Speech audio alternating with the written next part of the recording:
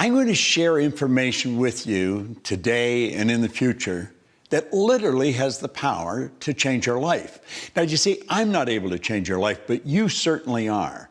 And I have found that it's ideas that literally change everything in our life. Many, many years ago, I'm going back over 50 years ago, I was fortunate enough to be handed a book, Think and Grow Rich. But along with the book, the man that gave it to me gave me specific directions on how to use it. I guess today you'd have called him my coach or my mentor. He was just actually a real good friend that was able to see something in me that I couldn't see in myself. Now, up to that time, I had gone down every road you could think of, but none of them led to a good end. I was on the wrong road. And my life was just dull. I couldn't earn any money. I wasn't particularly happy. I never got a good job. I had no formal education, a couple of months high school, and I had no actual business experience. But you know, by following this man's direction, oh, by the way, he said, if you do exactly what I tell you, until you find out that I'm lying to you or I don't know what I'm talking about, you're going to end up a big winner. Now, he said, I don't lie, and I do know what I'm talking about. I wouldn't even want to guess at the number of people I've said that to over the past 40-some years. But at any rate, I started to follow his direction. I went from 4,000 to 175,000 in a year. And then I took it over 1 million. Now, you may be wondering what I was doing. I was cleaning floors. I started to clean one office. I got $30 a month for washing the floor twice. And I ended up, in less than 5 years, cleaning floors in Toronto, Montreal, Boston, Cleveland, Atlanta, London, England. The thing took off like a rocket. But when I got there, I'm sitting thinking, how the heck did this happen? You know, there was a lot of people cleaning floors, but they weren't doing what I was doing. There was a lot of people reading Think and Grow Rich, but they weren't doing what I was doing. And I had to ask myself what happened. I had been raised to believe, probably much the same as you, that if you're going to earn a lot of money, you got to be really smart. I knew I wasn't very smart, but I was earning a lot of money. So I started looking, and I started searching.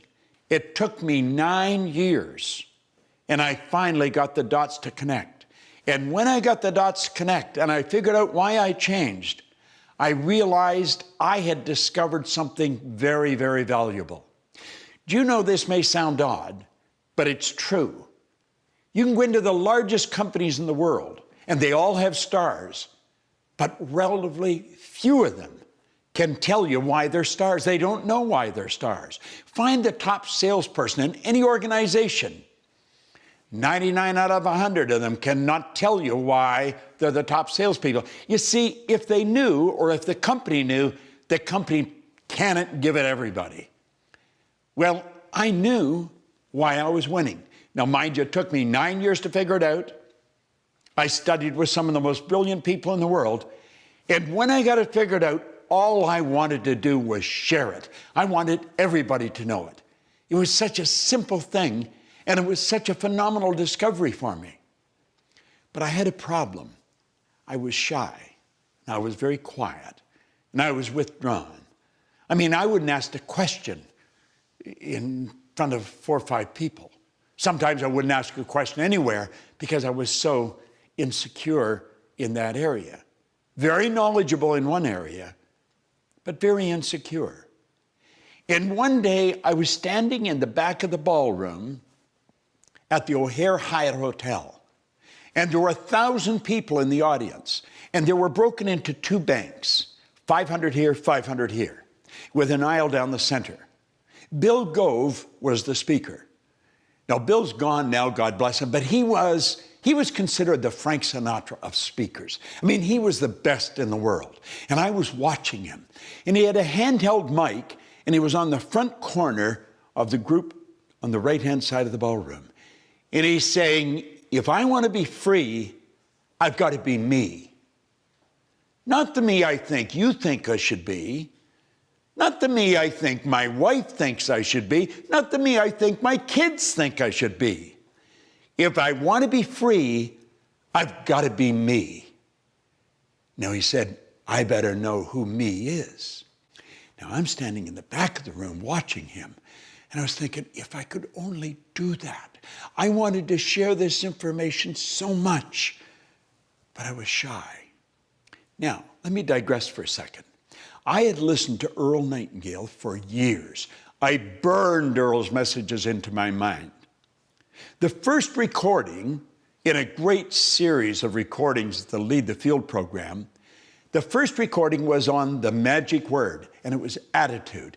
And at one point in the record, he said, now, right here we come to a rather strange fact. We tend to minimize the things we can do, the goals we can accomplish, and for some equally strange reason, we think other people can accomplish things that we cannot. He said, I want you to understand that's not true. You've got deep reservoirs of talent and ability within you.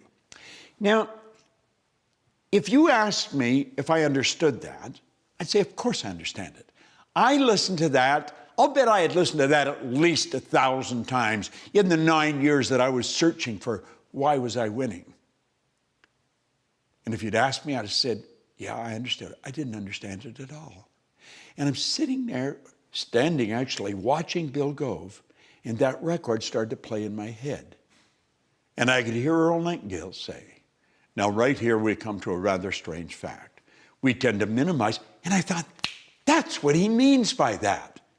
And I made up my mind, I was not only going to do and learn to do what Bill Gove had just done in front of me, I was going to get him to teach me. And I did. And Bill Gove and I became great friends. In fact, the last speech Bill Gove made was for my company. That's right. It was about 5 years ago. It was in December.